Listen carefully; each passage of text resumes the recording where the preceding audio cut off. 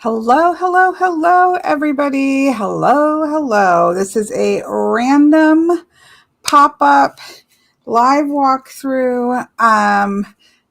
Testing some things, some new equipment out. And I thought I would do a walkthrough as a tester. And I thought, what better deck to test than my very first tarot deck? Because I should have gone back and Google. I don't believe I have ever done like a complete walkthrough of this deck. I have been asked to do so. I'm not sure why I haven't done so, but I think because originally this is my very first. Okay, so hello, people coming in. Miss Jamie, I see, is here. If you could let me know if I sound okay, too loud, too whatever, so I can try to tweak some of those. That would be great, or too dark or too light. Miss Jamie has seen some equipment failure this past weekend, so she knows what is better or worse than what it was before. So I appreciate any feedback here.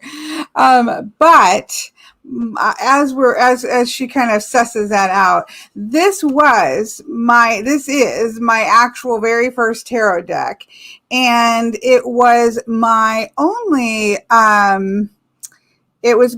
tarot deck for 9.5 years. I didn't use no other tarot deck. I only used this deck.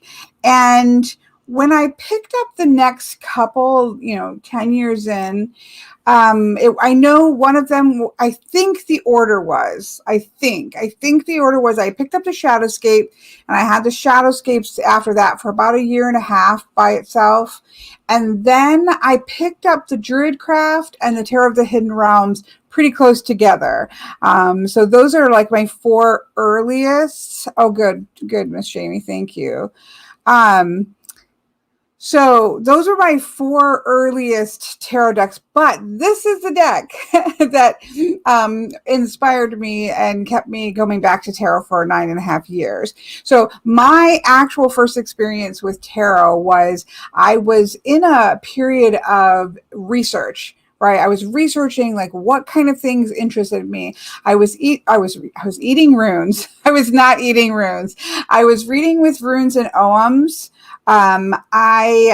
Playing card divination.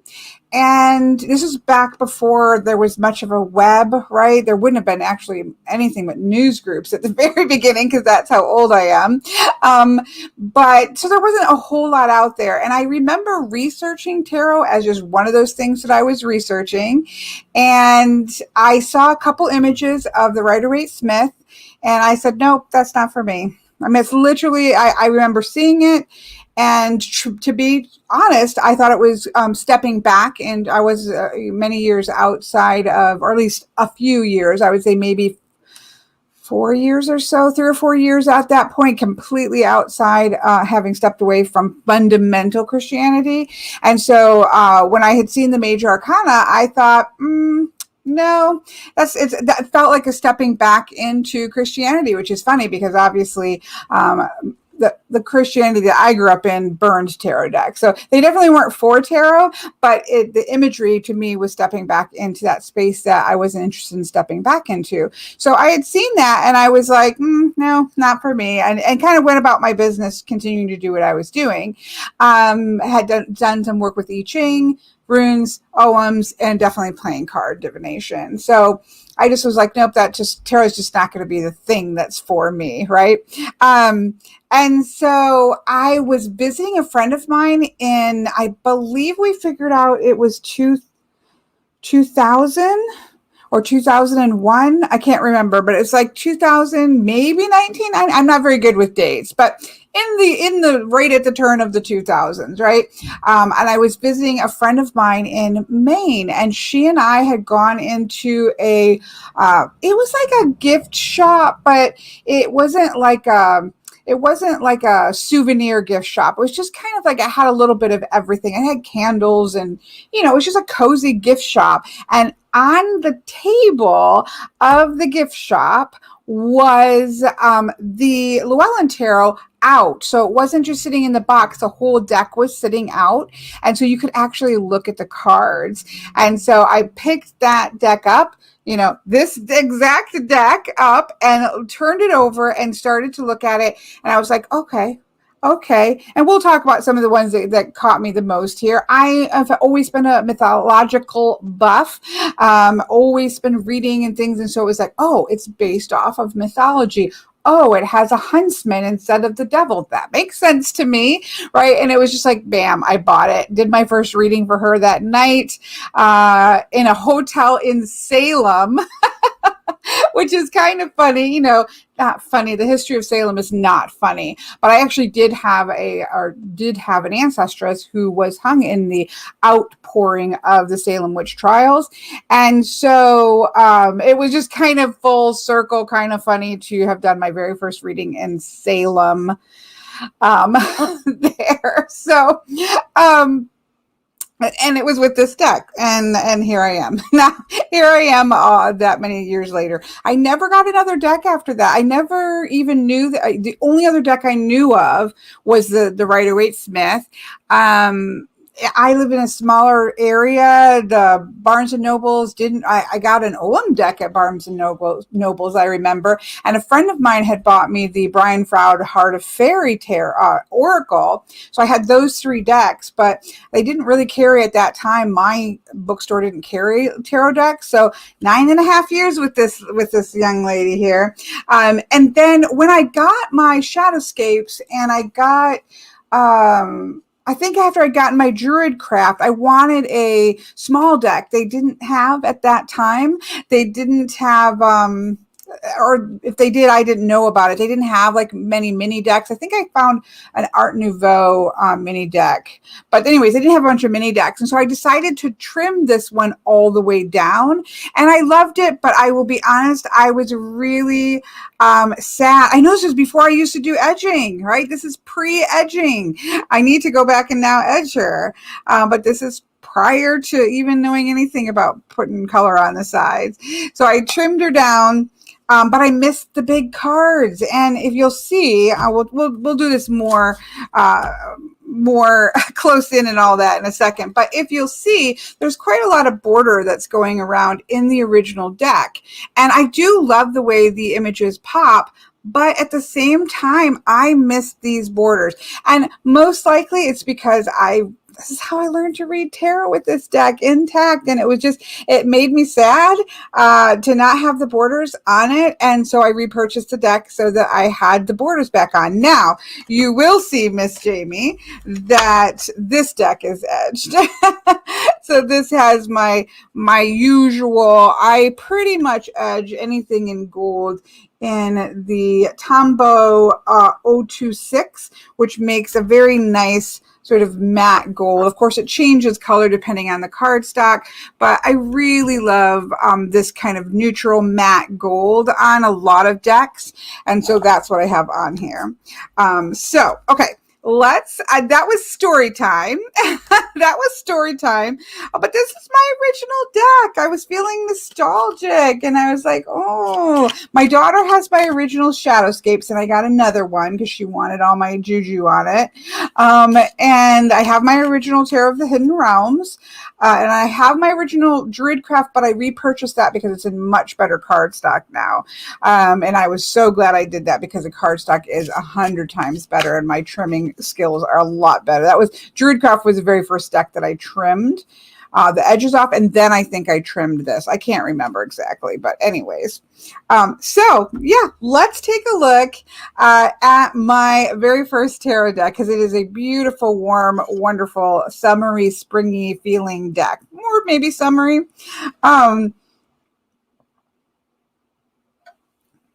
Okay, take a drink. Okay, so this is the box. Now, I don't know if they have changed this, if you can now get the Llewellyn Tarot and it has like a magnetic box or something like this. These were the old Llewellyn boxes that we all loved to hate. When yes, they did, Deirdre. They changed the cardstock because my cardstock from now I have had Druidcraft for a while, but the cardstock for that was pretty wretched, and when I trimmed it, it got almost impossible to shuffle it. The new cardstock is much better, and it trimmed up beautifully, and it shuffles beautifully. So yes, at least from when I had the older Druidcraft, the cardstock has changed. So yes, dramatically. So anyways, I don't know if this comes differently. Maybe if somebody has gotten this recently, they might be able to say whether or not the box has improved. But this is that old style box. They don't make these much anymore, right? It's a relic of the past. But this is the box that it came in.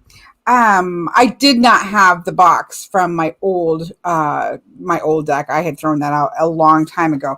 I don't know if this is the, oh no, this is not my guidebook. I think I have my guidebook over there, but it does come with Van Mar has said that the box does now have a magnetic box. So they have improved even this one. I wonder when it first came out. Let's take a peek at that. Let's take a peek. First printing was 2006. First edition. So 2006. 7, 8, 9, 10. 14. So 15. No, that's right. Because it would be a total of 15 years. I think we did figure that out. Okay. So it's much later than I thought. 2006. First edition printing there. Cover and art in 2006. That seems to be the first one. So there we go. I started reading in tarot in 2006. It must have just come out when I got it, unless it was reproduced by, I don't think so. I think it would have been 2006. So that is later than I thought. I thought it was around 2000, but there we go. Now we know. Now we know. I'm so bad with timing. I am a horrible, it's like, sometime in the 2000s. I don't know when it was. That means I was reading runes and oghams and playing cards from probably 92, early 90s through exclusively through till then. So that's interesting to know. Okay. Anyways, here's the book. It comes with a nice book. We'll look at it a little bit more as we go. It has again, this is the older version. So I don't know if the book has changed or anything like that. So because this is not a new edition. This is the same exact one that I would have had because it's the first edition. So I don't know if the book has changed in the newer edition that has the magnetic box, but it has had black and white images, but they're nice size. Like I really enjoyed the nice size of the picture, even though it is black and white, because these are quite intricately, as you can see, even just from the High Priestess, they're quite intricately painted.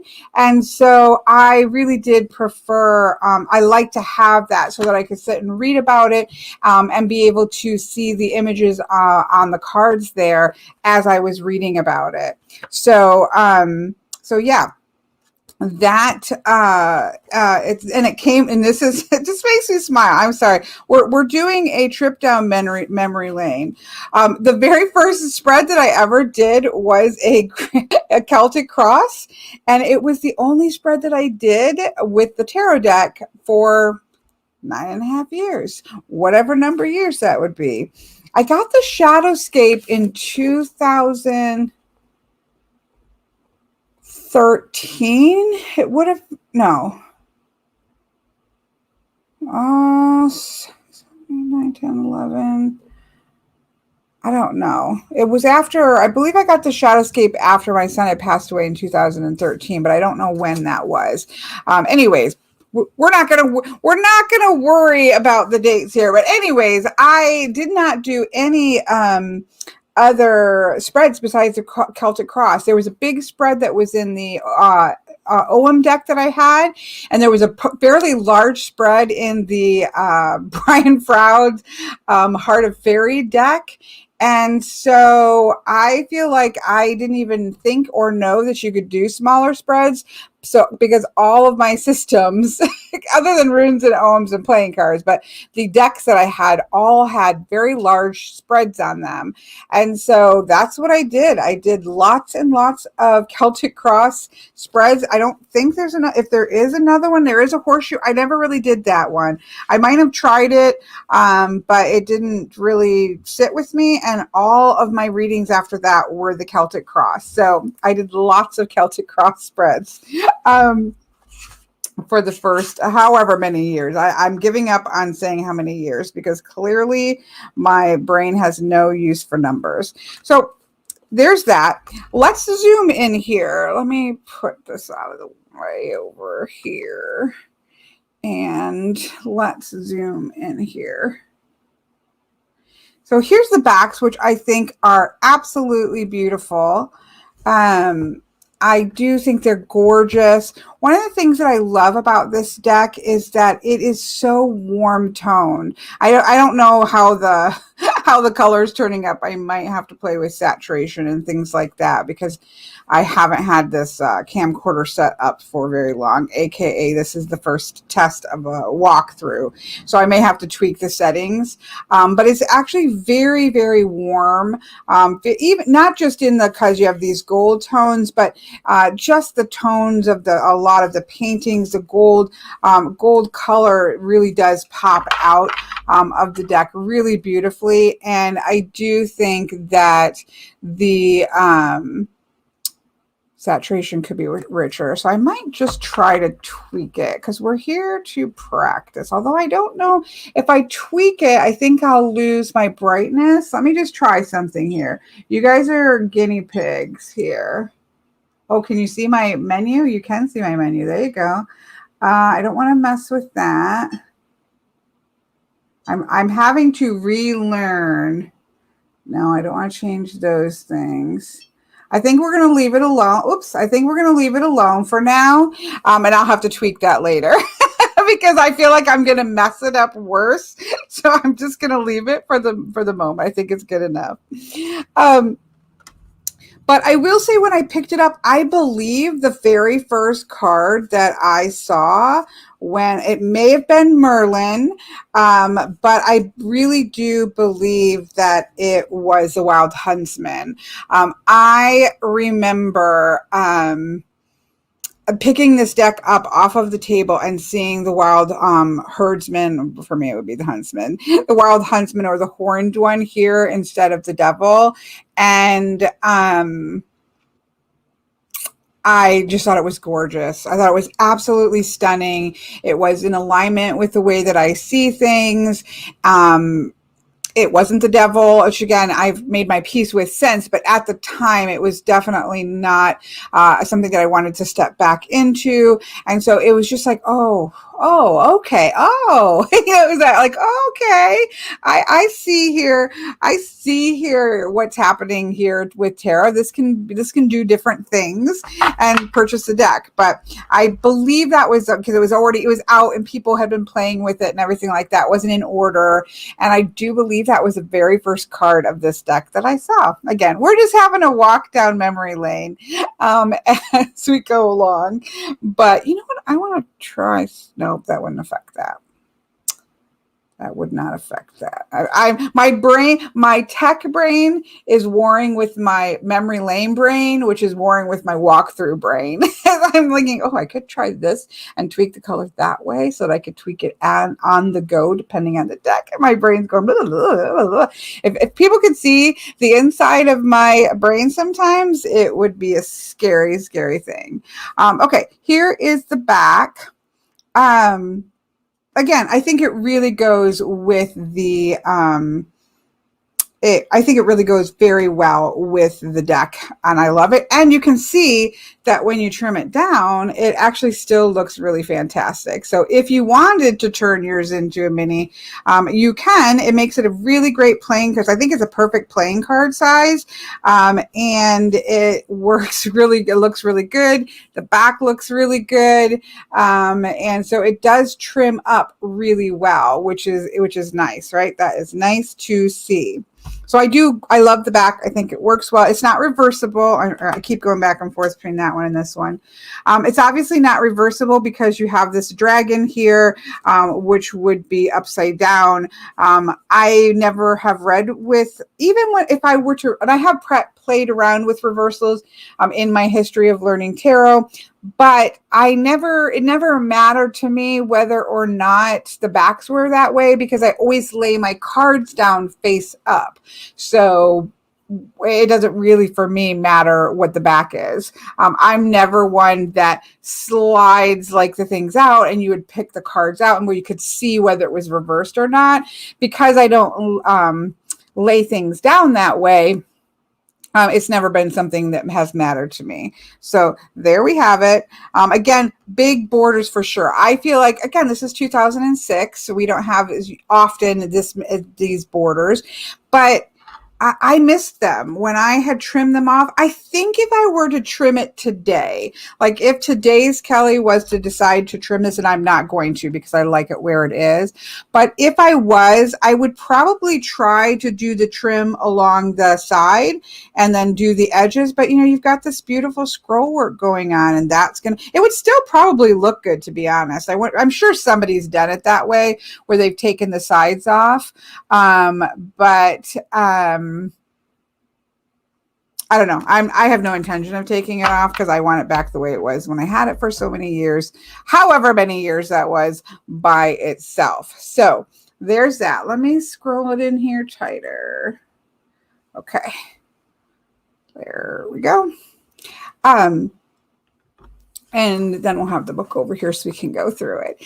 Okay. So I'm sorry. I know people, that's why I need the mouse, because you've got to scroll up. Maj says, bought it planning to trim it. It's sitting on in my closet because I don't have a trimmer, and shipping is in South America is insane. Oh, I bet it's terrible. Yeah, I trimmed it and then I wanted it back. Christina does not like to trim titles off because I can't remember the cards. Yeah, and that's the other thing you could do is trim also all three sides and just have the bottoms and have the bottom actual tarot title versus the in the majors, though, you would lose the mythological name of the person in the deck. So that you would lose that there. Let me just make sure I didn't. Hello, anybody coming in. I am just playing around here, testing. Wait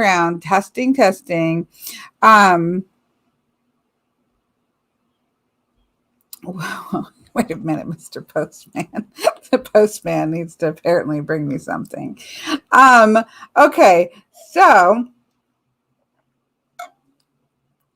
let's get started here. So here is the first one, which is the Fool. So why I fell in love with this. Let's go back to the beginning.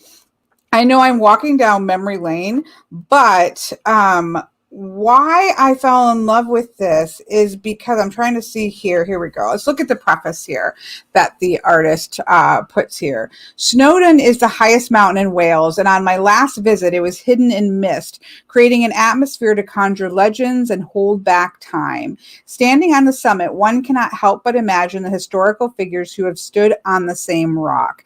And when watching the mist thread through one's fingers, one may be reminded of the red dragon who heralds the spirit of Wales, which of course we see on the back of the card here.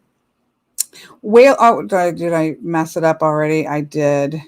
Wales has long been known as the land of enchantment. The wild and remote landscapes fire the imagination and resurrect legendary heroes and medieval histories. Here, nature is the enchanter who, with tricks of light and veils of mist, will conjure water women to glide on the surface of a lake. Likewise, the playing of falling shadows can make one see a battle tale slide through a mountain pass. The dark age of medieval time periods have fascinated me for many years.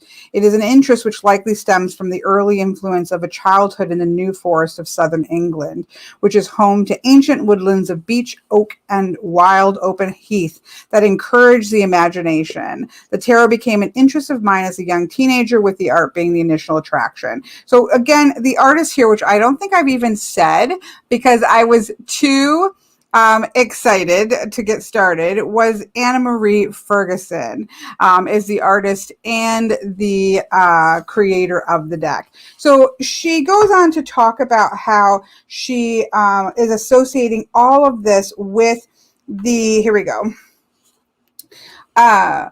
Wales has a treasure in its early verse manuscripts that is known as the Four Ancient Books of Wales. And so this is all, they are the Black Book of Carmarthen, the Book of Aneurin, the Book of Taliesin, and the Red Book of Hergis. And so all of the major arcanas are taken from these four branches. So the collection contains 12 tales with the four branches, and all of these figures are coming out of that.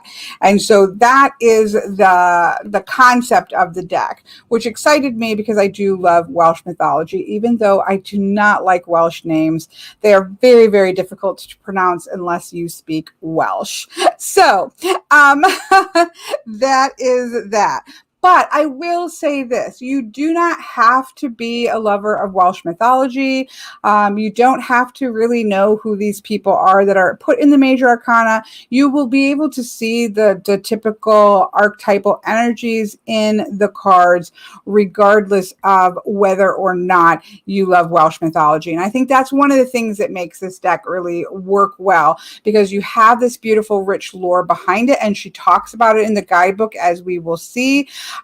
But it functions as a tarot deck, and the minors, don't have that association there at all. So let's just take a look at the Fool here so that you can see what we get in the guidebook. And I'm not going to read the whole thing because she actually gives us quite a bit.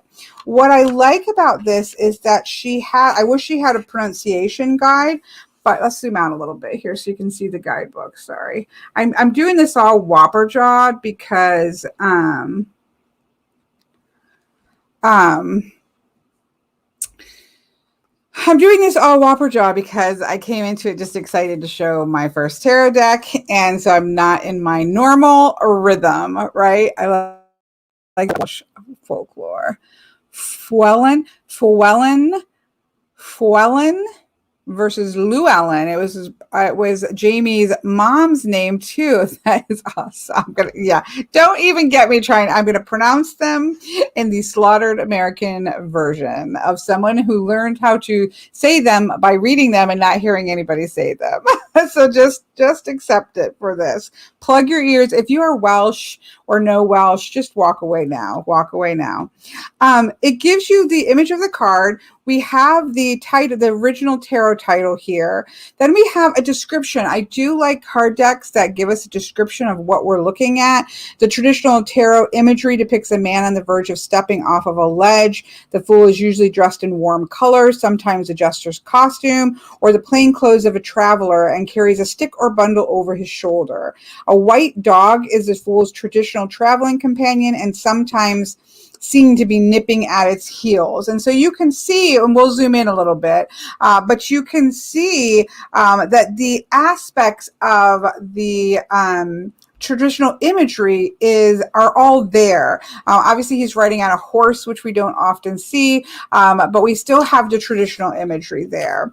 So then it goes into, and it gives us the whole story of Peridor, and it gives you a little bit of a short one, kind of entry into it, and then it really goes into the whole story of Peridor. And this is somebody that's going to be showing up in King Arthur's court. And so it gives you the whole story there, and then it gives you the upright meaning and the reverse meaning. So what's nice here is that if you're in the midst of a reading and you pull this card and you're newer to tarot, as I was when I first got this deck, you could just go to this upright meaning. If you use reversals, you could go to the reverse meanings, and you could just jump into, okay, what are these basic keywords? A beginning, embarking, establishing a path, a leap of faith, venturing off on one's own. So quite, a nice chunk of just basic, this is what this card means.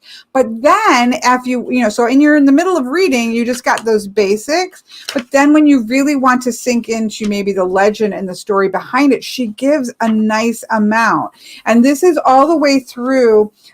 We have the magician here. Again, it goes into Gwydion here, and it has the whole story here that not the whole story, but what we might need to know about it. And then we have the upright and the reverse meanings. And so it really does make it quite useful, both in the moment, right? So in the moment, whoa, wrong way again, new camcorder, folks. Excuse me as we work out the kinks. It gives you what you need to be able to read this just as a tarot deck. And then it also gives you the text. It doesn't make you go find that text someplace else, which sometimes decks are based off of mythologies and they really don't give you much to sink into. And you really are, have to go find all the information somewhere else. So I really appreciate that she put that information in the guidebook itself. So that is amazing. Van Mar says, in my version, there is a pronunciation key in the back. Oh, thank you. Let's check it out. Mine has, I do like this. Mine has the glossary, but that does not, some of these names, and if you say them the way they look, that, I'm sure this is not a Wendian, right? I'm sure that is not a Wendian. It's probably something that sounds nothing like what it looks like. Cara Dwayne, we know, but it doesn't have the pronunciation in it. Yeah, and I do like this. Like, it's got a great glossary section, and apparently in the new version, it has a pronunciation guide. Mine does not have a pronunciation guide. So I just learned to slaughter all of the names. I am still feeling insecure with the pronunciation. I believe it. Again, I love to listen to it, but I'm not Welsh and I don't speak Welsh, and it's not an easy one to read, to suss out just by looking at. Rebecca says, I just bought this deck. Oh, congratulations. I look to see if people have asked me to. I don't know why. I think for a long time I didn't, because all I had was my trimmed version. And that's not how it would look if somebody bought it. So, now we're doing it. Now we're doing it, Rebecca. Okay, let's go back here to the deck. So now let's take a look at it just as a tarot deck here. And let me be a little more succinct. Whoa, as I wiggle everything, let me just get a little closer.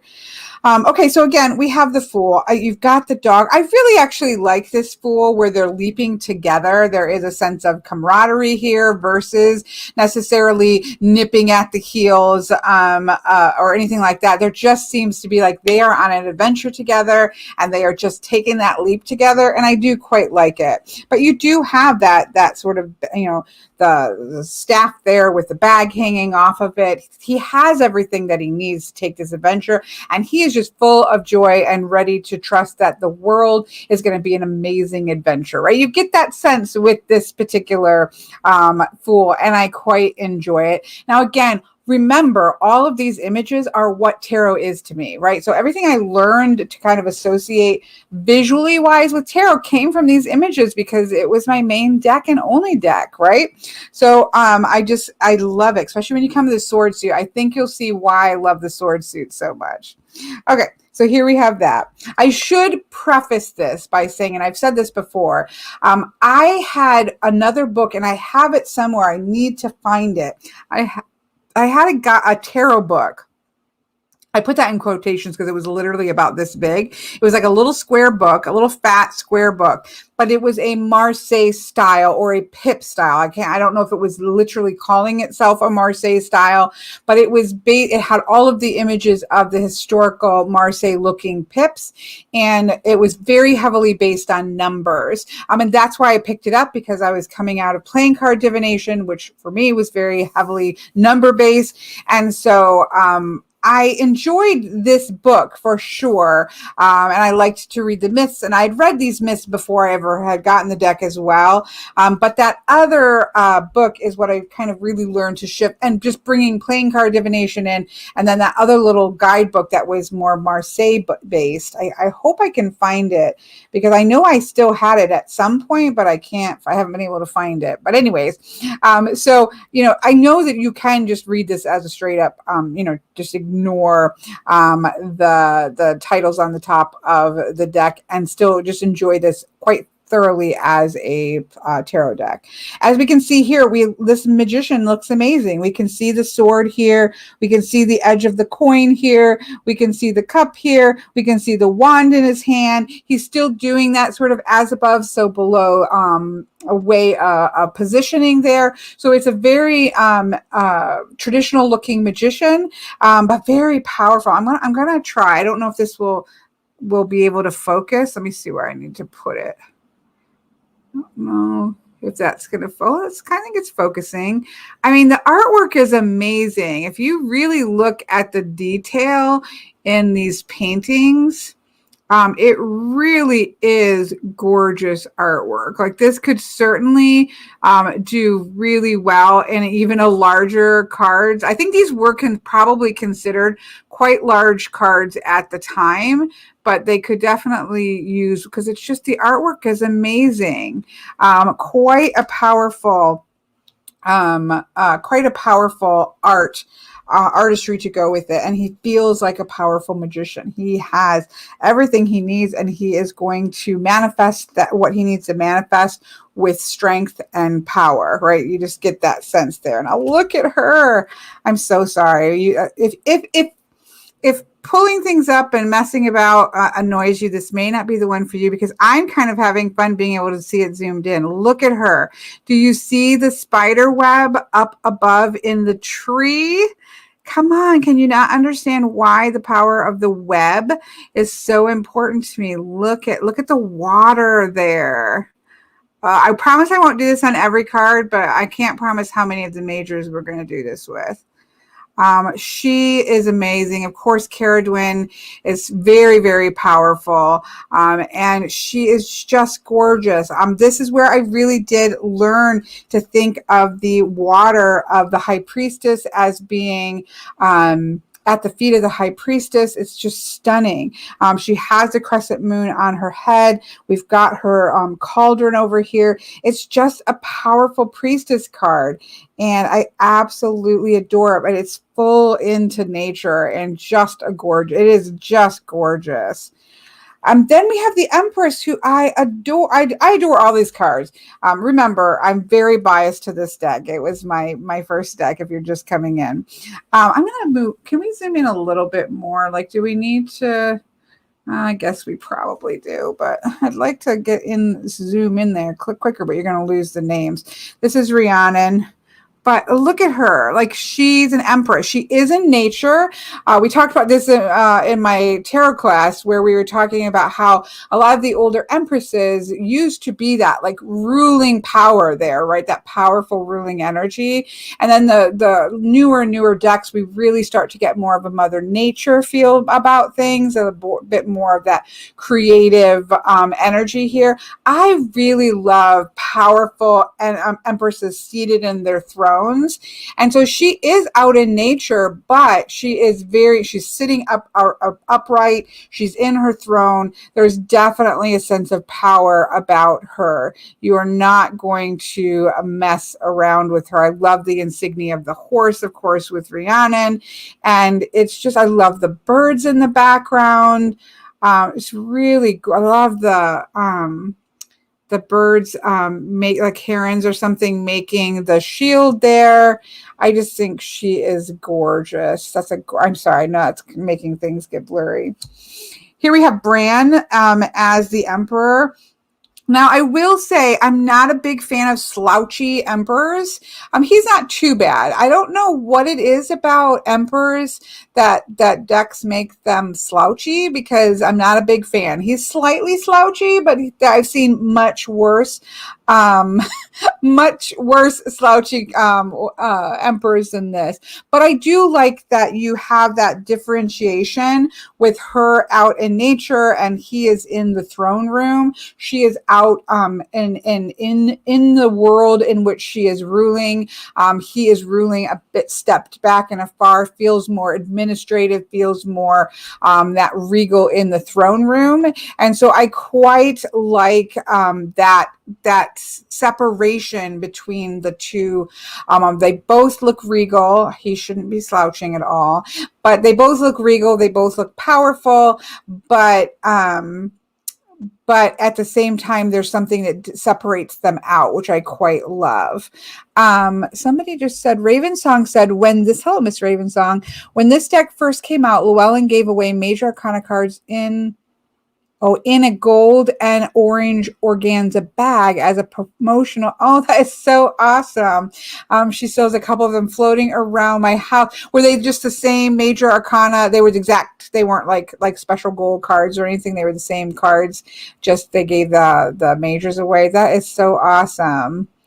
That is beautiful. I know that's not what it would have been at the shop that I'd seen, because the whole deck was out. I do remember being able to look at the whole deck, and definitely sold me. That's true. Jalama says maybe it shows that he's very kind of comfortable in his power. That could be as well. But he's not the worst. Trust me. I've seen some really slouchy ones that are not my favorite. Taliesin, and again, I'm sure I'm saying that's just how I've grown up saying it. So send me your messages. I'll just, grin and bear it. I love the Bard as the Hierophant here.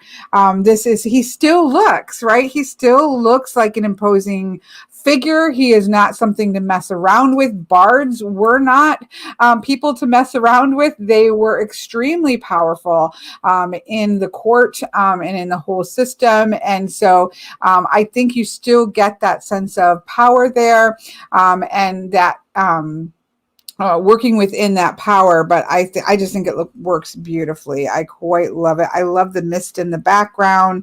I just love everything about it. I think it works really well. And of course, you do think about the bards as handing down, they would be training the next generation and handing down the stories, the important stories and the laws and these types of things, and passing those down. And so it works really beautiful as the Hierophant. Here we have the dream of the Moisen Weldig. You go for it. You go for it, folks. You go for pronouncing that correctly if you're not Welsh. But here we have the lovers. And again, so even with this one here, so if we go to 6, let's see what she says about this one. It's been a long time. Whoops, I've gone too far. There we go.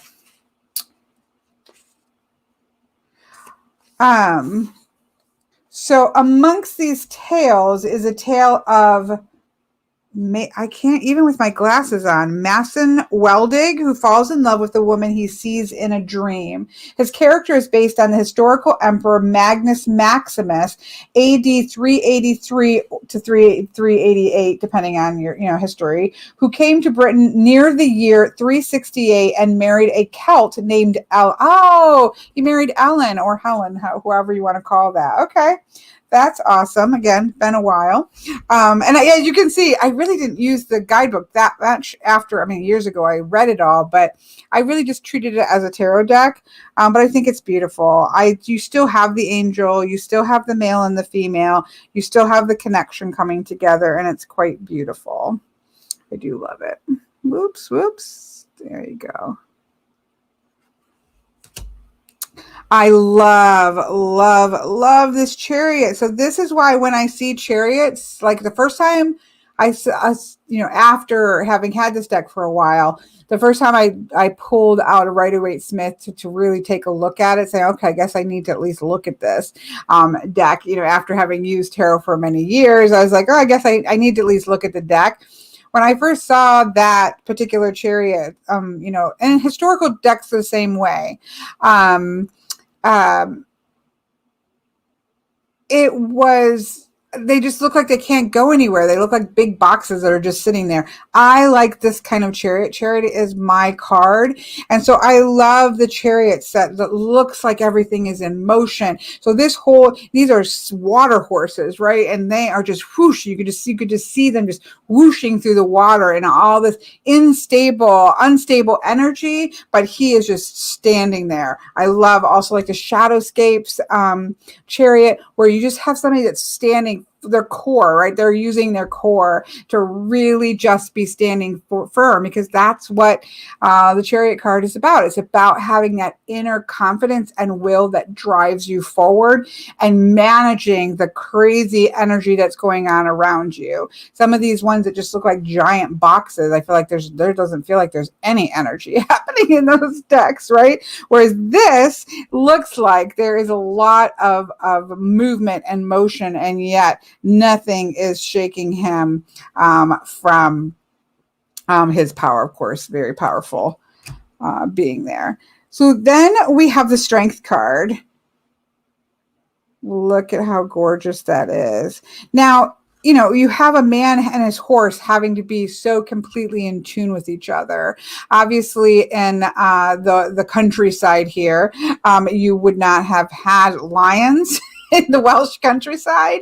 And so it makes sense that you would have boars, because they were that sort of very powerful, very dangerous creature that would have been hunted. And so we have this man and the horse that are just in complete union with each other as they are hunting a wild boar. So we have that manifestation of strength, but also the boar itself can signify strength, just that physical power and strength that we do see in boars when they show up in Celtic mythology. So it's really gorgeous. Oh, and then come on. Is there a better hermit card than this? There may be, but there's not too many. I mean, look at him. I love the forest out there. I love the snake twined up there in the branches. I love the torch and his staff.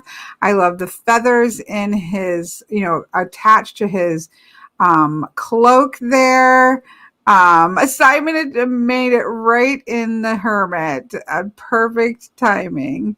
I just think this is one of the most gorgeous hermit cards. It's just beautiful. And it was, of course, the standard by which all other hermits for me were judged and found wanting very often. No, I love hermit cards, but this is definitely, obviously, as my very first hermit card, it holds a fantastic place in my heart. I love Erin Rod as the wheel. She looks, again, gorgeous. I know, I promise I'm not going to pull them all up. But I do feel like this in some ways has kind of gotten pushed to the wayside, but the artwork is stunning. It ages perfectly beautiful and perfectly well. I don't see anything about this artwork that wouldn't be just as powerful and popular coming out today than it would have in 2006. So love it. Oh, my very first justice, of course, is Lady of the Fountain. Oh, whoops. Look at her. I love the kind of peacocky feel to the things here on her cloak, her sword. I love all of this chain work that's going on here. It's not a typical scale, which I quite love. I just think she's gorgeous. I just think she's beautiful. This is my very first justice card. I feel like I'm looking back through your high school pictures and stuff like that, like revisiting all of these pictures that were my introduction to tarot. Like, this is what I learned justice should look like, right? Here's the enchantment of David, or Daphid. I know it's not spelled. I always say David. It's Daphid, probably, maybe. Who knows what it is? Daphid. I don't know why more people don't have this deck. That's why I'm not sure. But I love the Hangman. One of the things that's nice here is that, and one of the things that I remember, even though the story, he can't let go of this, but it has that feeling like he's putting himself in that position, and he's holding on, right? He is holding himself. You still get that little bit of a crooked leg here to touch you into the Hanged Man energy here, but there's a lot going on in this story, but I think it still functions really well just as a Hanged Man, and somebody who's willing to put themselves in a difficult position to see things in a new way. That I think you can still get there with this image. You don't have to go any further. Look at everyone I feel. Hello, darkness, my old friend. That's exactly. I'm sorry. I don't, Lucy, because for the longest time I've had just this trimmed one, and I don't like to use tarot decks for readings for clients that don't have the titles on them, and so I don't. I need to pull it back out again for that, but it sits in a special corner with my oldest decks. I just love this card. So of course we have Arwen as not Arwen as in Lord of the Wings. I can't talk at all. I just love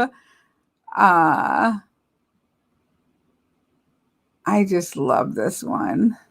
Anyways, he's off collecting the souls, right? And he's not taking them off to hell. He's taking them to the other lands, to the Summerland, depending on where they're going, or putting them to work in some ways. I love Temperance as the keeper of the well. Of course, this is how I learned to read Temperance. She's underwater, but then you do have this very earthy, and I just love that light up there coming through the water. Look at the eel down there, but then we have a dog down here, which is absolutely gorgeous. So you really do have this melding of earthiness, but she's underwater, right? She is completely comfortable in both of those environments, right? She's just completely at one with her environment, which is really gorgeous. I love it. And this was the one, as I said, I'm pretty sure this was the very first card that I saw. And I said, okay, I can take the horned one over the devil card that I had seen, and said, I don't know when I would have seen the first, the Rider-Waite-Smith and decided tarot wasn't for me. I mean, it was well before this. It was many, many years. So maybe that was like the early 2000s. And then I'd seen this one. It changed my mind.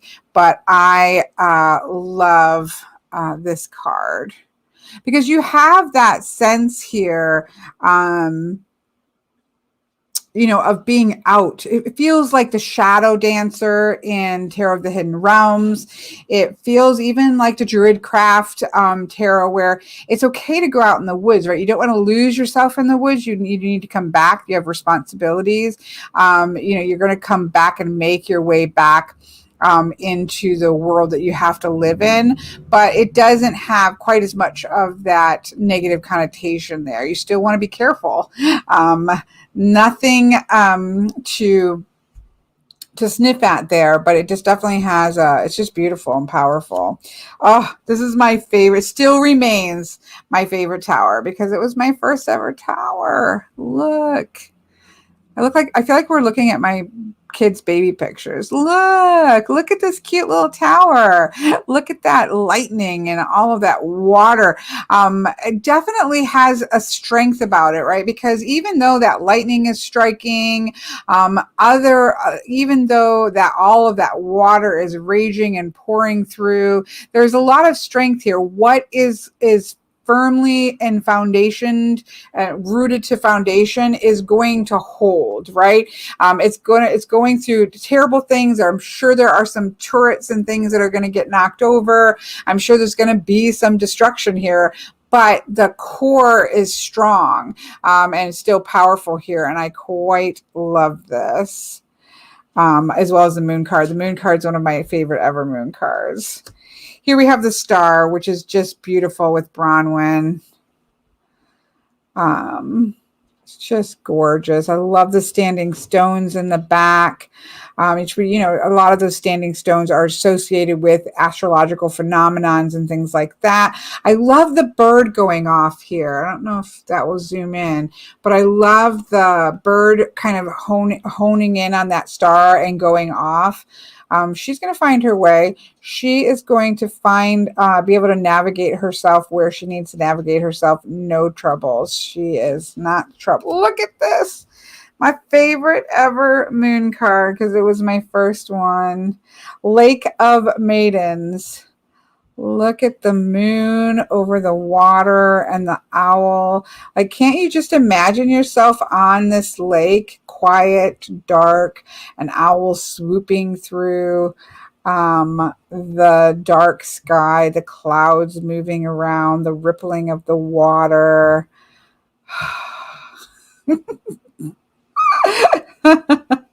I do love it.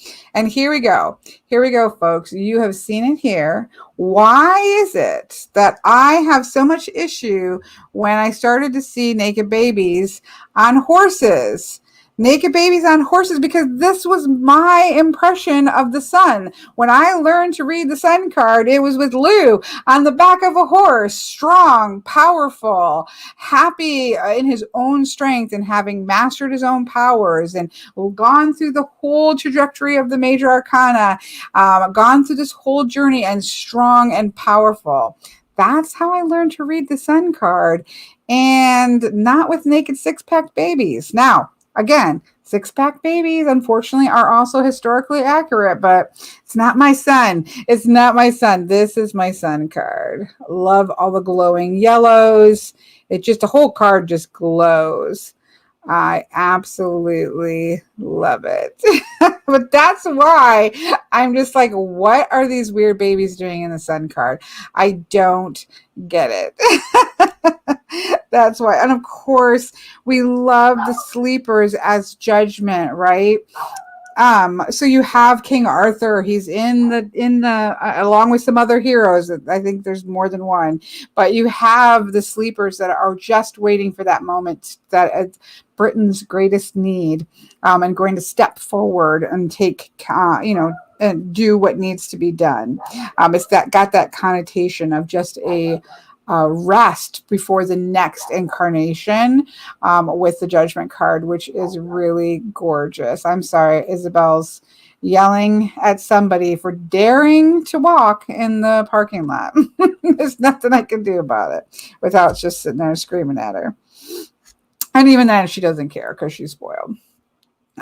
Here we have the Kader. I can't even pronounce that. I feel like I'm trying very hard not to even try, because I just know how difficult Welsh is. And if you don't know what you're saying, you're just slaughtering it. You can even say it how it really looks, and you're still slaughtering it. This is just beautiful. I really love this universe card. I sometimes the universe is you're seeing the whole world, but I really like this icy feel of this. There is just sense of quiet magnificence. If I were to describe this card, that's how I would describe it. You've got the sky, you've got the movement in the sky of the clouds or the aurora, something going on there. I don't know if you see this right away, but look right here. The powerful sort of fae energy here. And it just feels like this quiet power. Everything is as it should be. There is a sense of peace that we don't often have in the rest of the world, right? In the world when we're out and about living our lives. And so I just love that about this one. So that's the major arcana of the Llewellyn Tarot. That was our walk through all of my firsts. My first star, my first moon, my first sun, my first judgment, my first universe card. Oh, makes me so happy. I'm going to take a drink. Not an alcoholic drink. It's just It's just Coke. Victoria, yes, she says the coldness. There's a neutrality there that I think is really powerful, because I do think the world card or the universe card does have a neutral energy to it. And I think you can definitely see that in that version. Okay, so now we have our minors. Now, the minors are not, let me zoom out here for just a second. A little bit at least. So if you look at the minors, you get much less, obviously, of text. These are not associated directly with any mythological people. And so you have a small black and white image, at least again in this older book. I'm not sure if that is changed at all, but I'm guessing not. And so you have a description of the card here, quite small, and then you have an idea of what to do with that if you're going to read it in reverse. So you definitely get less. Now, I don't think it even, no. Yeah, it doesn't talk. Well, yeah, it does. So it does give you a little bit about what the Suit of Wands might, which is interesting, right? I don't remember. I guess I never paid attention to this because, again, I had that other book. But they have this wand symbolize the power of the intellect and intuitive thinking. So that would tell me that they were doing it off of wands as air and swords as fire. Let's take a look at the description of swords. I did not learn to read that way, so clearly I ignored that. Yeah, so then they have with swords, they have action, impetus to impact and interact with the world around us, bravery, leadership, responsibility. So definitely not associating the swords with the mind. But it never interfered in the way that I read tarot. So apparently I just ignored that part. That's okay. Same amount, thank you, Vanmar. Vanmar has the newer one. And so they are looking to see. I just want to zoom in as close as we can. We don't need the tops now. That way you can see the art well. There we go. Again, very warm tones here. But again, very, I feel like you can see the typical Rider-Waite-Smith in this. Look at the Two of Wands. She looks so powerful. Like she looks like she's holding out and looking through that. So it's definitely an active look forward in what her road ahead is going to be. I love her whole posture. I do think that this Anna Marie Ferguson, minus the slouchy emperor, is very good at her body postures. Oh no. I'm sorry, Jada. No. My very first tarot deck owned. I don't change them either, Jennifer. She said I can't switch those. Some people, that is a traditional, remember, elements were something that were placed on tarot well into tarot's existence. And so there are various ways in which people layered them on. And one of those swaps is with fire and air and fire, air being onto wands and fire being onto swords. That is a way that people do read it. And I've seen it in other ways. Picard, who I love his minors, he actually swaps water and air. So cups, which just makes no sense. But anyways, he does. It does in the guidebook. I don't think you really see it, Christina. We'll see as we go through. I never read them that way. So it never interfered in the way that I read tarot. So apparently already I was just ignoring things. Again, I had a different book that probably had it the other way around. So here we have the Two of Wands. Here we have this. You can see the imagery is the same imagery as in the Rider-Waite-Smith. So while that description of the wands seems more to do with air, the images are clearly taken from the Rider-Waite-Smith deck. So those same connotations are there. Here is the Four. I really like this, this is how I, obviously learned to read the Four of Wands. And what I always liked about this, and I like decks that do this now, is when you have, you know, you have a castle in the distance or a castle farther ahead. It's like you're going to take a break here, but there's a lot further to go, right? There's a lot more path ahead to go. You're just kind of stopping for a moment before you continue on. I quite like that. Here we have the Five of Wands, you know, typical competition. I would have liked to have seen jousting in this deck. I think it would have gone well with the theme of the deck, but I do quite like this. Again, the minors to me are very typical what you would have seen with Rider-Waite-Smith. I don't think it deviates much. So it's a really great deck for a beginner that you can still at least, you know, touch into those images of the Rider-Waite-Smith deck, but be able to, you know, just different artwork. So that really helps people. Again, I kind of ignored some of it just because I was reading playing card divination, and the tarot deck that I had at the time was a Marseille guidebook, small one. And it was really heavily based on elements and numbers, which is how I read playing cards. And so I just kind of did my thing. That's not surprising. Six of Wands. I do love the Seven of Wands, definitely. And I love that he's not only getting above the wand, the other staves that are coming at him, but he's standing in water. But he's still like found that place where he can make a stand, and he looks very well situated, even though he's standing in the middle of rushing water. Here we have the Eight.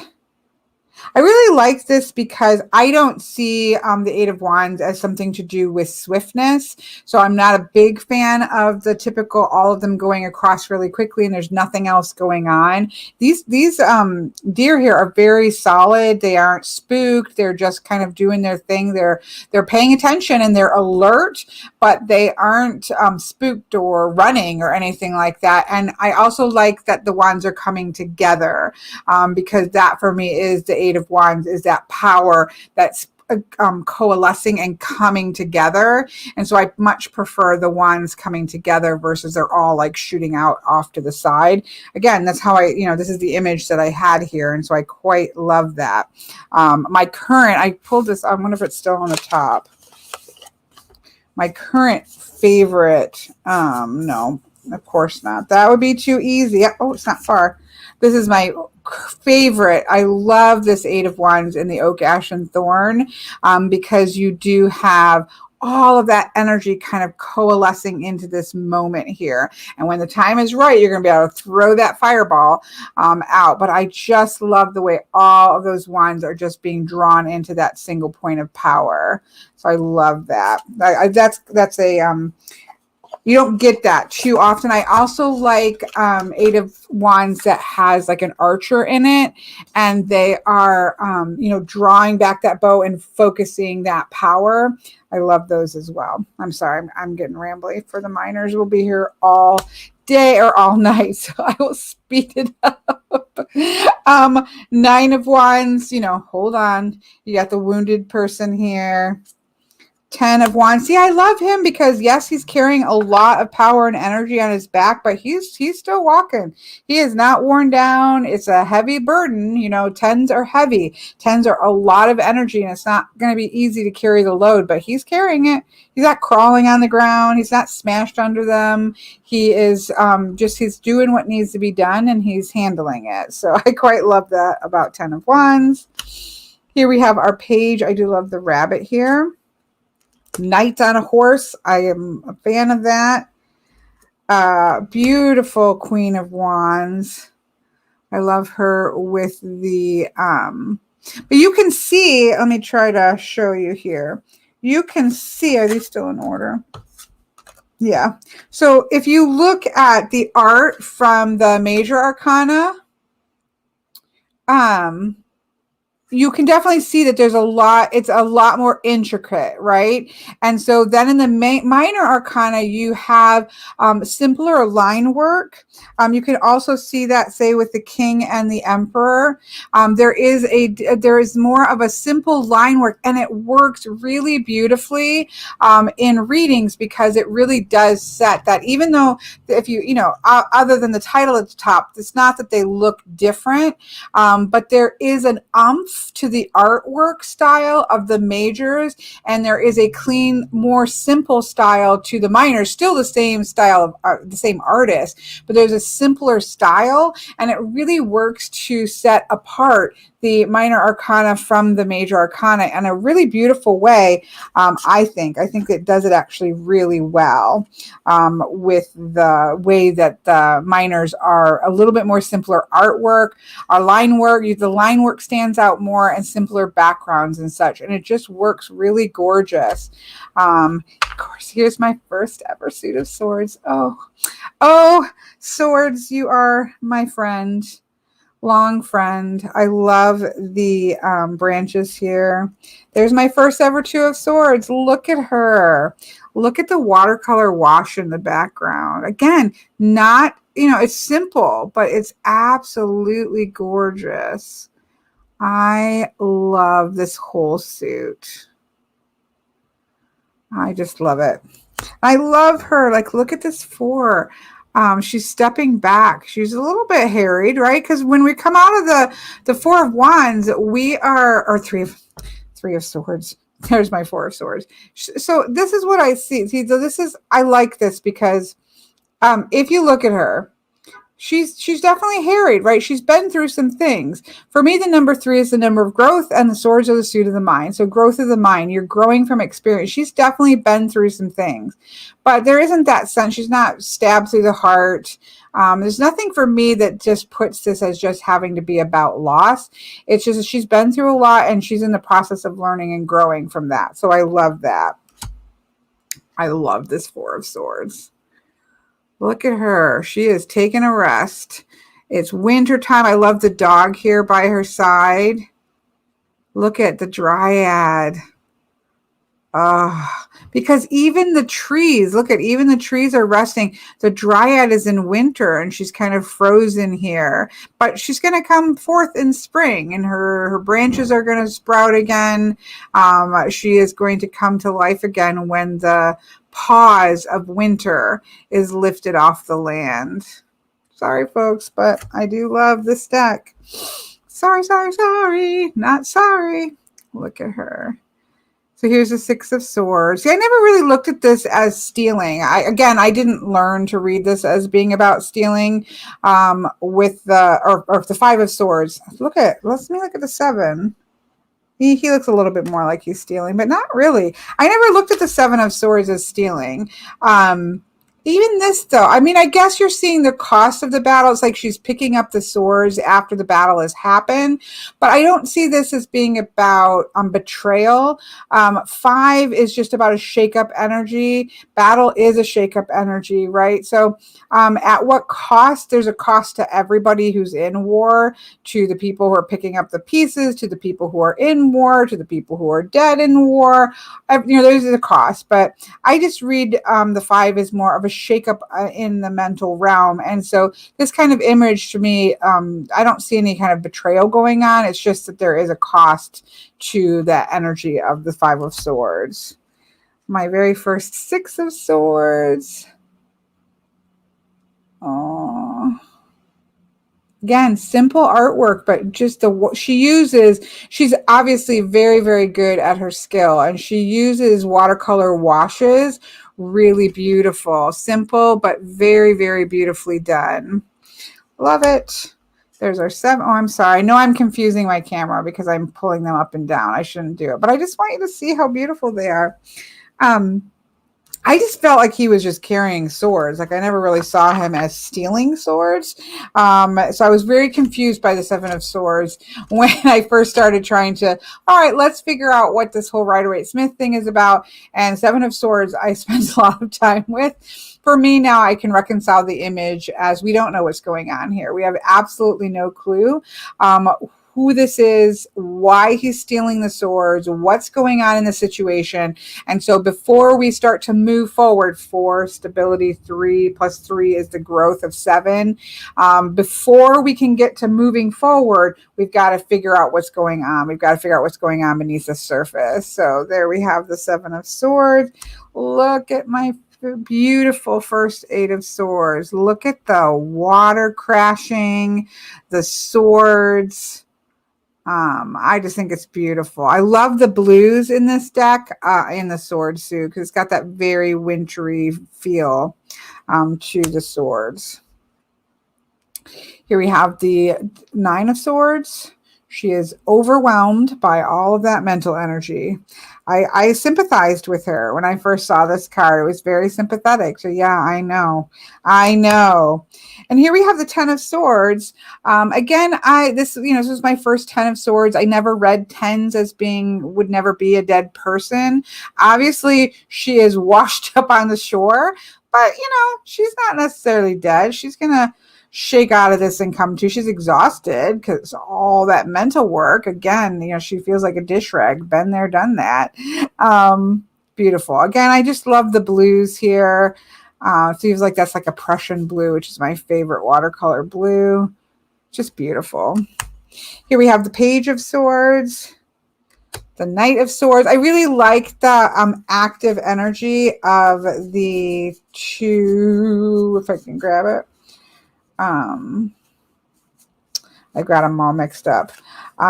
They feel like knights of the round table, running off and doing things, which is gorgeous. So I do like an active knight on the horse. Here's my Queen of Swords. I love the bird over her head. I love her hand out, this gesture of her hand out, because she has the sword, right? And the Queen of Swords' power is in the experiences that she's had, and the sword cutting both ways. But I really love this positioning of the Queen of Swords with her hands out, because I think that her one hand out, because I think that she often is seen as being very cold, and I don't think the Queen of Swords is a cold energy. And so I really love that about this particular version of the Queen of Swords. And then we have the powerful King of Swords. Of course, there are birds in both of those. Brings us to the beautiful cups. I know, I'm past an hour. Oh, well. Ace of Cups. 2 of Cups. I do like that they're fully embracing and entwined here. That energy is, if we think of the 2 of Cups as energy that's coming together, and so having them fully embraced and crossed, like their whole bodies are crisscrossed, it kind of reminds me of the energy of like the rune manas, right? That idea of really embracing the humanity in each other and being stronger for that combination of energies that I think is really beautiful. Here we have the 3 of Cups, pretty typical 3 of Cups, beautiful and typical. 4 of Cups. Let's see. I never thought she was supposed to be bored. I always thought she was just, contemplating things. The 4s are a stable number. She's sort of at a pause moment in her life, being able to stop and reflect and really figure things out before she moves on. And so I quite like this, because I'm sure she was supposed to look bored, but I never read her that way. I just read her as being very contemplative. She's just pausing in a moment. Her emotions are at a place in which she can stop, she can rest, she can reflect before she gets up and moves forward. Here we have the 5 of Cups. I like that there's a large size to the 2 cups here. He's going to do his mourning, he's going to do his grieving, but then he's going to turn around to what he has. I also like the random colorful cloak. Generally 5 of Cups, right? They are generally like dark colored cloaks and things. Looking very overshadowed, but he has quite the coat of many colors on his back. Here we have the 6 of Cups. No children in this 6 of Cups. There's just a sense of remembering happier days, really being able to see the world as it could be, right? The way in which the beauty that's there, the beauty and simplicity, the beauty and just doing what needs to be done, that kind of energy there. I love this 7 of Cups. I love this dragon. Little castle. She just does a really good job. Very simple, but really beautiful. Love this this is still one of my favorite Eight of Cups. I like the shoreline. I like the upright cups, of course, but I do like the literally going into the waters. Obviously the moon's there, you know, she's clearly going off onto a journey, but I like that she's literally stepping into the waters, because we know with the Eight of Cups that it's an inner journey. And so I quite like that stepping into the waters that we have there. We're taking a look at the Llewellyn Tarot, JL, right here. My very first tarot deck ever. We're having a walk through the Six of Cups nostalgia. Here we have the Nine of Cups. Wish fulfillment. She has everything that she desires. I like the honeybee on here. It's really gorgeous. And then we have the Ten of Cups with that sort of happily ever after. The children are playing. The parents are smooching. The rainbow is coming down. But I also love it's just so simple, right? This isn't like this is a scene of splendor, right? Which, you know, it's not like we're seeing this big estate and everybody's rich. Like, these are not rich people. You can tell from their clothes. These are simple folk. They have a simple little house here in this middle of this gorgeous valley with a simple little bridge and a little stream here. So it's not saying that in order to have a happily ever after, we have to win the lottery. They have found happiness where they are at. And that's the power of the Ten of Cups. So I really love the simplicity, not just of the drawing, but of the people. Like, these are not people that have all the money in the world. These are people who are happy with what they have. And I think that's really powerful. Here we have the Page of Cups, Knight of Cups on a horse. Very, very, I love these holding the chalice. Of course, they all are, but he definitely feels, you know, like, and I like that he's wearing green because I think of him as the Green Knight, but he definitely is the, you know, Knights of the Round Table that are off to find the Holy Grail feel of the Knight of Cups. Beautiful Queen of Cups. I do love how the King and the Queen of Cups, as well as the Knight, are literally in their element, right? They're seated in the element of their energy, which I think is really gorgeous. There's a lot of motion, even because of the waves. There is just a lot of motion here and just water drenching the court suit, which I quite enjoy. Here we have the Ace of Pentacles. I love the poppies here. I just love her. Oh, should we skip the two? I must have put these in wrong order. Uh-oh. Uh-oh. Am I missing the two? It probably show up somewhere. Oh, there it is. Okay. I'm like, wait a minute. I got these all out of whack. Okay. 2, 3. There we go. I think that might be back into whack. Sorry. I quickly put these in order.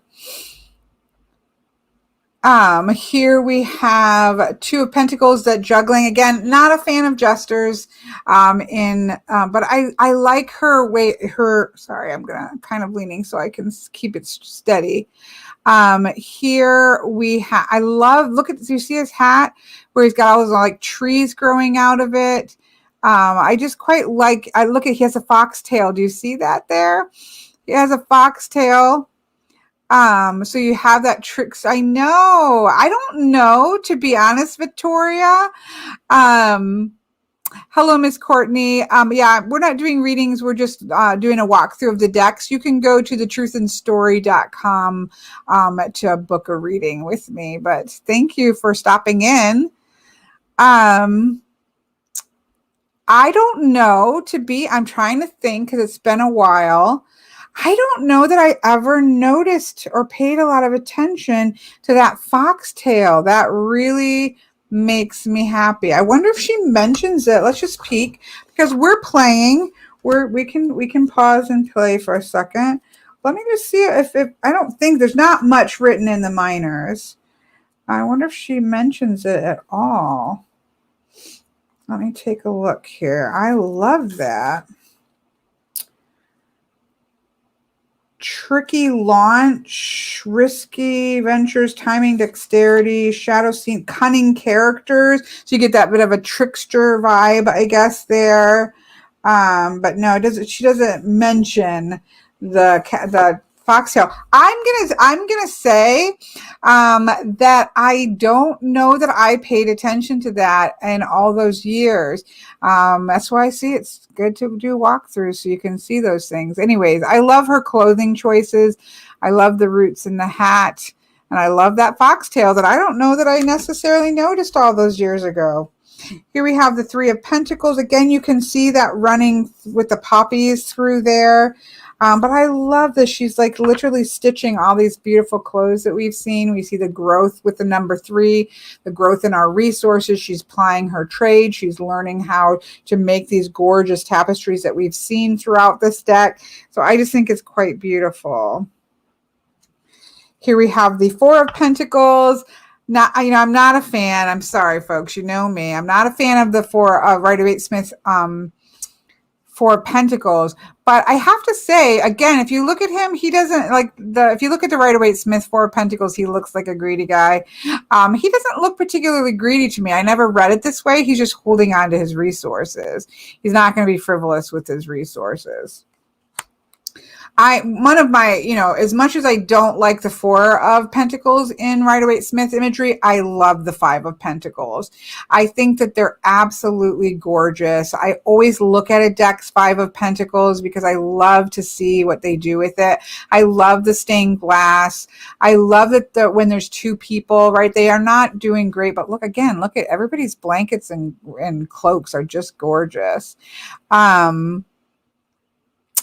But I always like that there's two people. They're having a difficult time, but they're together and they're going to work it out. I just love imagery of the Five of Pentacles in the Rider-Waite-Smith. Six of Pentacles. Kind of the typical, but what I do like is that he doesn't look overly rich, although he clearly is a better estate. I'm not a big fan of Six of Pentacles that have like a rich person giving money to the poor people, because the Six of Pentacles to me is about that sort of even exchange of energy. And what I like here is that I always have seen this, even though I think those might be poppies instead, but I always see like he's buying something from her. See how they have all these baskets here?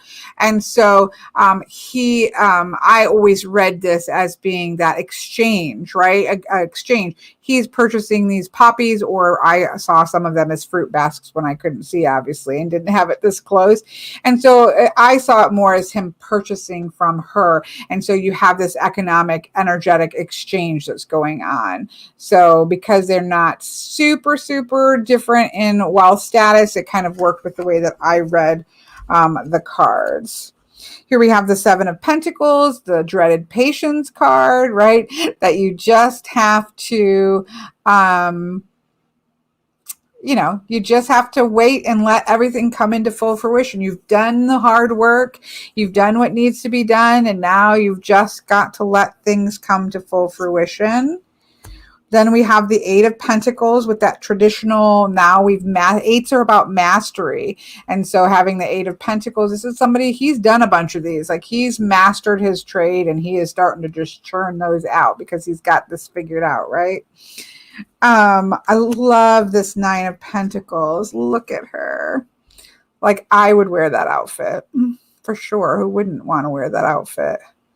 I love the wheat field. I love the falcon on her shoulder. I just love it. I would definitely be her. The Ten of Pentacles. Everything is like commerce is going. Everybody's doing well. Things are stable. Society is generating energy. It's just all is as it should be to continue on and continue.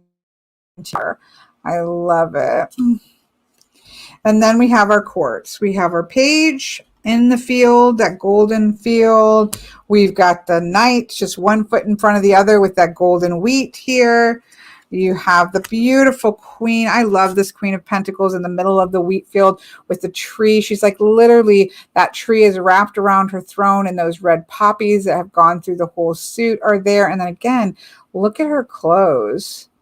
I love what she does with the clothing. And then the same thing with the king. He's wrapped around with the tree, the poppies, the field. There's just a consistency. I'm going to zoom out a little bit here now. Oops. Or we're going to zoom in and take a look at her again. There's such a consistency throughout the suits, right? You have all the way through the suit this really golden tone. In the wands, you have a very consistent tone. You've got lots of blues and purples in the sword suit. Here's the rest of the wands. You see this very warm tones of reds and golds in the wand suit. And so you really do have, while it doesn't have, yes, I agree, Jalama, and I'm sorry if I'm saying your name wrong, but I have that deck. I have not done a walkthrough of it yet, and I haven't used it because I need to do a walkthrough of it. But it does, when I first picked that deck up, I thought it did feel like that. I wonder if we're talking about the same deck.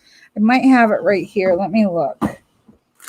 I might have put it away until I could get around to doing the walkthrough. Yeah, I don't have it here. I think it's based off of Slavic mythology. But there is, I definitely thought the same thing when I saw that deck. Different art style entirely, but it does have a similar vibe and a similar feel to it. I agree. All right, let me zoom back out further here. Oops. New camcorder, because everything viciously died in the middle of class Saturday, which was a lot of fun. But I know I feel like I have that deck out somewhere, because I need to do a walkthrough of it. But I thought the same thing. I agree. Yes, that's what I thought, Marsha. Yeah, it's not that they look the same at all, but I think there's a lot of golden coloration in the golden wheel, which would make sense. So there's definitely there's something about it that does echo it. So there you go. You guys have seen a look at my oldest ever tarot deck. First tarot deck. It shuffles great. Like, I really love how it shuffles. I'm gonna say it's not the same card stock. This is my actual first deck. This is not the same card stock as this. This feels more like the older Llewellyn. You know how, and I love the older Llewellyn. And a lot of people didn't like it, but it riffle shuffles gorgeous. This feels like my original Shadowscape, as well as, and the Shadowscape went through a couple different changes, but the original Shadowscape cardstock, as well as the original Tarot of the Hidden Realms cardstock, that's what this feels like. This is different. This is thicker, but it still shuffles really nice. But like, this is little, like this is poker size and trimmed, and I can still shuffle it. I liked the old Llewellyn cardstock. I didn't like their boxes, but their cardstock holds up really well. This is from, I had to have gotten it right when it came out. And it's, of course, I've trimmed it, but it's held up really well. And when I trimmed it, I will say that it wasn't because the edges were bad. It wasn't because it was breaking down or chipping. It was just because I wanted to make it a smaller deck. So you can't really bridge it, but you can, it still riffles nicely. So let's see it all. Oops. I was seeing what Sandy was saying. The one on the right reminds me, sounds like the Everyday Witch. Yes, it would probably be similar to that, Sandy. This is a newer cardstock, and it's definitely not the same. But let me show you what it looks like all laid out. I like to see decks that or see how they look when they are laid out. Now, since then, and I have a video about this. This is I don't lay it out this way. I guess we'll do it right. As I progressed, I just, kind of took what I loved about the Celtic cross and made my own general tarot reading of what is important for me to see. And I have a whole video on it. So I look to the past, I look to the present. Well, I start with the present actually, and then we look to the future. So you have a position for past, present, and future, because that's important to see for me, to see a linear progression, right? And then of course the elements are a primary part of my practice. So I have a position for fire, a position for air, a position for water, and a position for earth, because each of those aspects of our lives tells us something, right? And then the top and the bottom, I shift up. It depends on what I'm doing the reading of, right? If I am doing a question that I need to have an as above and as so below, or like what's going on beneath and the foundation and what's going on above, I will. Sometimes I do it as a do this, don't do this, to give an action and a non-action to the situation. So I kind of shake those last two up, just depending on what the question is. And this is what my version of the Celtic cross looks like there. I trimmed half the border and like it surprisingly a lot. Very nice. Evie, or there. I regretted trimming I did too. That's why I bought it again. I trimmed this one all the way, and I love it. Like, I enjoy it because the images do really pop, and it makes a gorgeous small. But I pretty much just set this out. Just, it's taken its place of supremacy as the first ever deck, right? But I missed the borders, and that's why I repurchased it, because I did miss the borders on this one. It's how I learned to read tarot, and it had borders, and I wanted the borders back. So that's why we have borders. But it looks gorgeous, all spread out. You can see, though, I think the, you can see the warmth. It's definitely a warm tone deck because of the yellows in the borders, and even throughout most of the deck, the greens are yellowy greens. There's a lot of yellow tones, but it's a warm yellow. It's not a harsh yellow whatsoever. And so it does have a really gorgeous warmth to it. It does feel like a very summery deck, especially the Pentacles. And it's got a glow to her artwork that is really beautiful. Now she's got another deck. I can't remember. Is it the Arthurian Tarot? I don't know if Raven Song is still here, because I think that's one of her favorite decks. Is it the Arthurian one that's hers? But anyway, she has another deck. I didn't vibe with it as much. The colors aren't as rich. My guess is that was a deck that probably came before this one. I feel like you can see a bit of progression in her. Yes, you can see autumn as well. Maybe summer into autumn instead of spring into summer. It's very warm and gorgeous. But that one is beautiful, but it's much more muted in tone. I just never had clicked with it the way that I clicked with the warmth of this one. And I'm not generally one who leans towards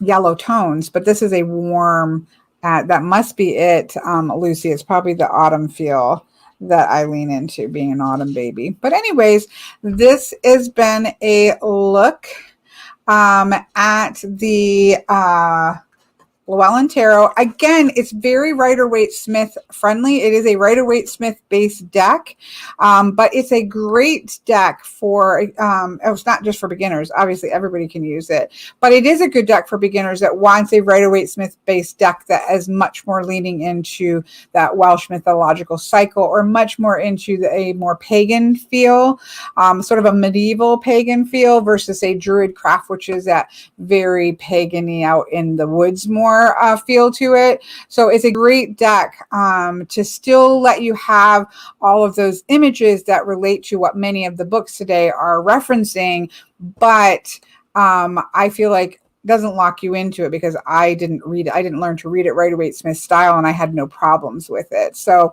I just think it's a great deck. I feel like it is still got life in it, and is still a worthy deck to have in 2021. I was going to say 2020.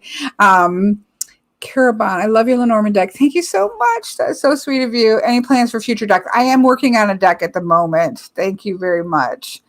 Not a tarot. Well, yes, it's a tarot deck. It's a mixed deck. I think I have a video on it. So we won't dive into that and take too long of a rabbit trail. But yes, I am working on a deck.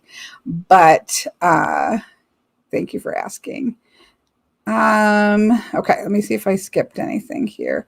Marcy says, I don't used to trim my decks. I love them just the way they are. A lot of people don't. There's definitely no need to trim decks. I do trim a lot of my decks, but I don't trim them all. I think people think I trim all my decks, and I don't. As you saw, my current reigning favorite ever deck right now is very much untrimmed, and I can't imagine. I will say that I won't trim it. Never say never, but I don't have any intentions on trimming this deck. So I don't trim them all. I just trim some of them that need it to work best for me, right? Lucy's in autumn. Oh, that makes sense. Oh, I love autumn. We are in spring. It was so warm today. Like I am too warm, warmly dressed for how warm it got today. But then I guess we're still in March. We could still get a snowstorm. I don't think we're going to get any more snow, but we could. It has happened up here in the northern part of the United States. So, okay, I'm going to end this so that it stays somewhat concise to the Llewellyn Tarot instead of running off. I really appreciate everybody hopping on for me. Again, I wanted to test a few things and make sure everything with the new setup was working. And so I thought, what better way to test it than to look at my first tarot deck? So I appreciate you guys joining in with me, and I hope that you have a wonderful rest of your evening, whatever you're going to do with it, or morning if it's early morning for you, whatever time it is for you when you're watching this. Have a wonderful time. I am going to try to end this without like a frozen smile. Awkward ending.